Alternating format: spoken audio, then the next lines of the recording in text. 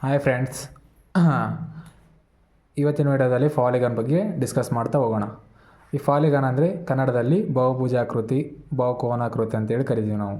ಈ polygon definition ಬಂದ್ಬಿಟ್ಟು a 2-dimensional closed shape made up of straight line segments that are connected to end.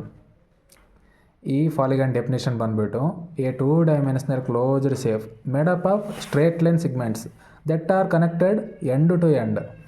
ಅಂದರೆ 2-dimensional shape ಇರುತ್ತಲ್ಲ, ಅದು ಯಾವುದೇ ಇವಾಗ ಸ್ಟ್ರೇಟ್ ಲೈನ್ ಇದೆಯಲ್ಲ ಅದು ಕನೆಕ್ಟ್ ಆಗಿರುತ್ತೆ, ಎಂಡ್ ಟು ಎಂಡ್ ಕನೆಕ್ಟ್ ಆಗಿರುತ್ತೆ. ಇದಕ್ಕೆ ನಾವು ಪಾಲಿಗಾನ್ ಅಂತೇಳಿ ಕರಿತೀವಿ ನಾವು. ಇಲ್ಲಿ ಈ ವಿಡಿಯೋದಲ್ಲಿ ಏನು ತಿಳ್ಕೊಳ್ಳೋಣ ಅಂದರೆ, ನಾವು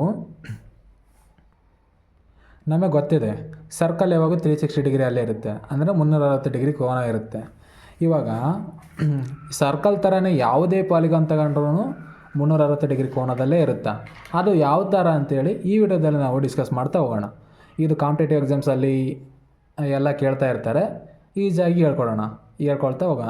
ತಿಳ್ಕೊಳ್ತಾ ಹೋಗೋಣ.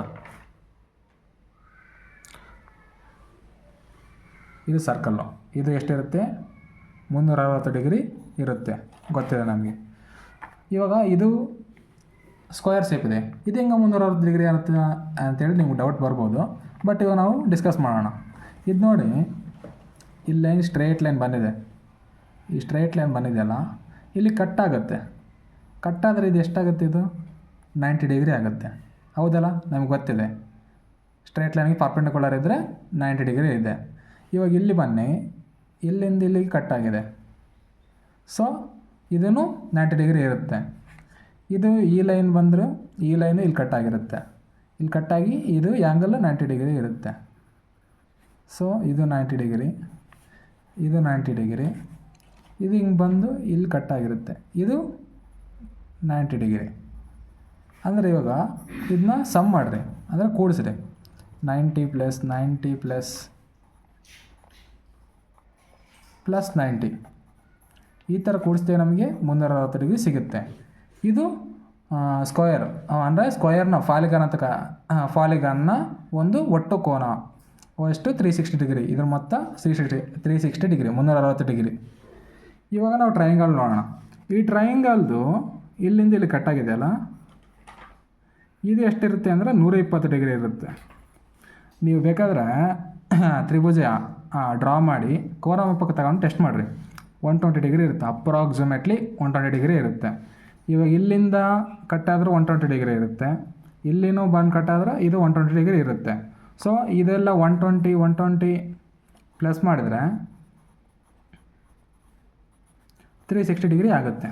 ಇದು ಪ್ಲಸ್ ಮಾಡೋದಕ್ಕಿಂತ ಇವು ಎಷ್ಟದಾವೆ ಸ್ಟ್ರೇಟ್ ಲೈನು 3 ಇದಾವಲ್ಲ, 120 ಡಿಗ್ರಿ ಅಂತ ನಮ್ಗೆ ಗೊತ್ತಾಯಿತು. 120 ಇಂಟು ಸ್ಟ್ರೇಟ್ ಲೈನ್ 3 = 360 ಡಿಗ್ರಿ, ಇಷ್ಟೇ.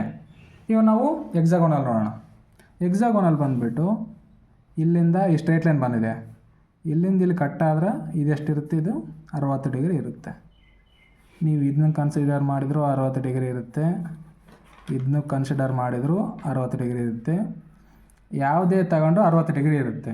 ಇವಾಗ ನಮಗೆ ಇದ್ರದ್ದು ಡಿಗ್ರಿ ಎಷ್ಟಂತ ಕ್ಯಾಲ್ಕುಲೇಟ್ ಮಾಡಬೇಕು. ಹೆಂಗೆ ಮಾಡಬೇಕು, ಇವಾಗ ಹೇಳಿದ ಹಾಗೆ ಪೇಸ್ನ ಎಷ್ಟದಾವ ನಮಗೆ ಈ ಸ್ಟ್ರೇಟ್ ಲೈನ್ಸು 1 2 3 4 5 6 6 ಸ್ಟ್ರೇಟ್ ಲೈನ್ ಇದಾವೆ.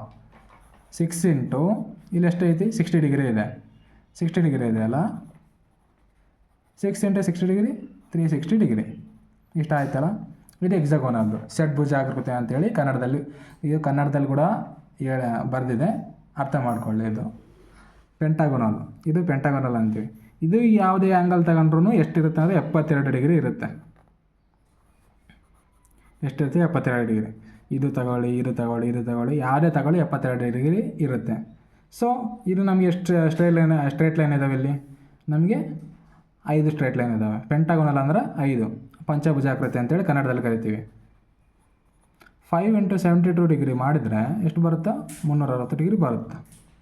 ಸೊ ಯಾವುದೇ ಪಾಲಿಗಾನ್ ಆಗಿರಲಿ ಅದರದ್ದು ಒಟ್ಟು ಕೋನ, ಅಂದರೆ ಆ ಕೋನದ ಮೊತ್ತ ಎಷ್ಟಾಗಿರುತ್ತೆ, ಟೋಟಲ್ ಆ್ಯಂಗಲ್ ಎಷ್ಟಾಗಿರುತ್ತೆ ಅಂದರೆ 360 ಡಿಗ್ರಿ ಆಗಿರುತ್ತೆ.